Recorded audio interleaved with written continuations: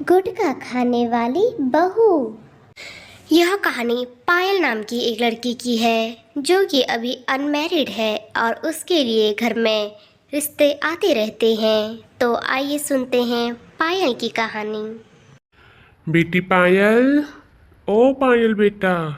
सुनो तो, मेरी पैंट के जेब में मैंने गुटका रखा है, जरा उसे जल्दी लाओ तो।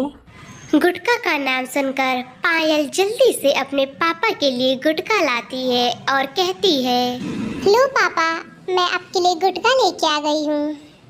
अरे पायल के पापा, क्या तुम्हारा कोई काम नहीं है क्या? जब देखो बस गुटखा ही खाते रहते हो।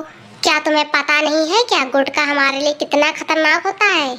अगर तुम्हें खाना है तो तुम खुद लेके आओ ना, मेरी बिटिया पायल से क्यों कह रहे हो? अरे अब पायल भी बड़ी हो चुकी है, उसकी शादी की उम्र हो रही है। क्या तुम्हें उसकी शादी का कोई ख्याल नहीं है? अरे क्यों नहीं, मुझे भी अपनी बिटिया की शादी की चिंता है, इसलिए आज इसे लड़के वाले देखने के लिए आ रहे हैं।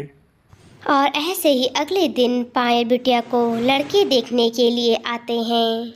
पायल बिटिया तैयार होकर हॉल में पहुंचती है, जिसे देख उसके ससुराल वाले कहते हैं, आपकी बेटी तो बहुत ही सुंदर और सुशील है। हमें तो आपकी बेटी पसंद आ गई है, इसलिए हमारी तरफ से तो शादी पक्की समझो। जिसे सुनकर सभी लोग बहुत ही खुश होते हैं और पायल की माँ कहती है, हाँ जी, आखिर क्यों नहीं, लाखों में एक है हमारी पायल बिटिया। अरे तुम्हारे घर की बहू बनकर तो तुम्हारे भाग्य खुल जाएंगे। फिर एक दिन दोनों घरों की रजामंदी से पायल और सतीश की शादी हो गई। शादी करने के बाद पायल अपने ससुराल में आई। आओ आओ बहू रानी, तुम्हारा इस घर में स्वागत है। पायल बिटिया तुम एक काम करो, सभी लोग शादी से बहुत ही थक चुके हैं, इसीलिए सभी के लिए गरम गरम चाय बना दो। जिसे सुन पायल कहती है, जी मम्मी जी, पहले मैं चेंज करके आती हूँ, उसके बाद सभी के लिए गरम गरम चाय बनाती हूँ। और ऐसा कहकर पायल अपने कमरे में चली जाती है। तो वह अपने पर्स से एक गुटखा का पैकेट निकालती है और उसे खाती है। अरे वाह, गुटखा खाकर तो बहुत ही अच्छा लग रहा है। ऐसा आनंद तो खाना खाने के बाद भी नहीं आता जितना ये गुटखा खाने के बाद आता है। शादियों के कामों में इतनी बिजी थी कि गुटखा खा ही नहीं पाई। मेरा गुटखा का पैकेट भी बोल रहा होगा, आजकल मेरी मैडम तो मुझे खा ही नहीं रही। चलो अब जल्दी से तैयार होकर रसोई में चाय बनाने के लिए जाती हूँ, वरना घर वाले भी बोलेंगे पता नहीं बहू कहाँ गई। उसके बाद पायल सभी के लिए चाय बनाने के लिए जाती है और चाय बनाकर लेके आती है। अरे वाह बहू, चाय तो तूने बहुत ही अच्छी बनाई है। थैंक यू मम्मी जी। अरे पायल बिटिया तुम भी बैठो, तुम भी पियो चाय। नहीं मम्मी जी, मेरा मन चाय पीने का नहीं है। वो मम्मी जी, मैं चाय कम ही पीती हूँ। अरे कितनी अच्छी बहू है मेरी, जो चाय तक नहीं पीती। और ऐसे ही सास अपनी बहू की तारीफें करती रहती है, पर उन्हें क्या पता था कि पायल का चाय ना पीना तो एक बहाना था, असल में उसने तो अपने मुंह में गुटखा डाल रखा था। तो पायल अपने मन मन में कहती है, अरे अब इन्हें कैसे बताऊं कि मैं गुटखा खाती हूँ। मैंने अपने मुंह में गुटखा डाल रखा है, इसलिए मैं चाय नहीं पी रही। चलो खैर, आज तो मैं बच गई। और अब ऐसे ही गुटखा खाते खाते पायल को अपने ससुराल में 1 महीना हो गया। फिर एक दिन की बात है, पायल की सास और उसका पति कहीं बाहर काम के लिए गए थे। पायल घर में अकेली थी तो कहती है, चलो आज तो मैं घर में अकेली हूँ, आज तो मैं जितना चाहे गुटखा खा सकती हूँ। और ऐसे ही पायल अपने पर्स से गुटखा निकालकर गुटखा खाने लगती है। पायल पहले से ही गुटखा बहुत ही ज़्यादा खाती थी, इसलिए उसे उसकी लत लग चुकी थी, जिसे वो अब छोड़ भी नहीं सकती थी।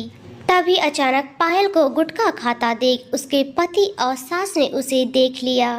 अरे बहू, तुम गुटखा खाती हो?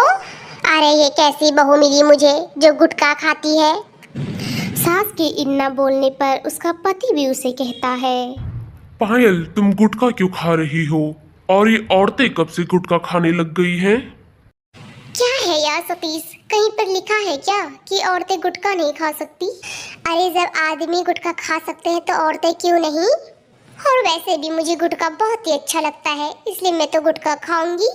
पायल, गुटखा हमारे शरीर के लिए हानिदायक है, इसलिए तुम गुटखा खाना छोड़ दो। अरे उस दिन तो तुम्हारी माँ बहुत ही डिंगे हाँक रही थी, कह रही थी हमारी बेटी तो गुड़ीवान है, ये नहीं खाती वो नहीं खाती। ये तो नहीं बताया उसने कि गुटखा खाती है। ओफो मम्मी जी, तो इसमें बताने वाली कौन सी बात है? आजकल गुटखा सब लोग खाते हैं। सब लोग खाते हैं? सब लोग खाते हैं का क्या मतलब है? हम नहीं खाते? और एक खाने के लिए भी क्या गुटखा ही रह गया है? हाँ तो मम्मी जी खा लो ना, आपसे कौन कह रहा है कि गुटखा मत खाओ, खा लो, बहुत ही अच्छा होता है। पायल की ऐसी जिद भरी बातों को सुनकर सतीश कहता है, देखो पायल, अगर तुमने गुटखा खाना नहीं छोड़ा तो मैं तुम्हें डिवोर्स दे दूंगा और इस घर से बाहर निकाल दूंगा।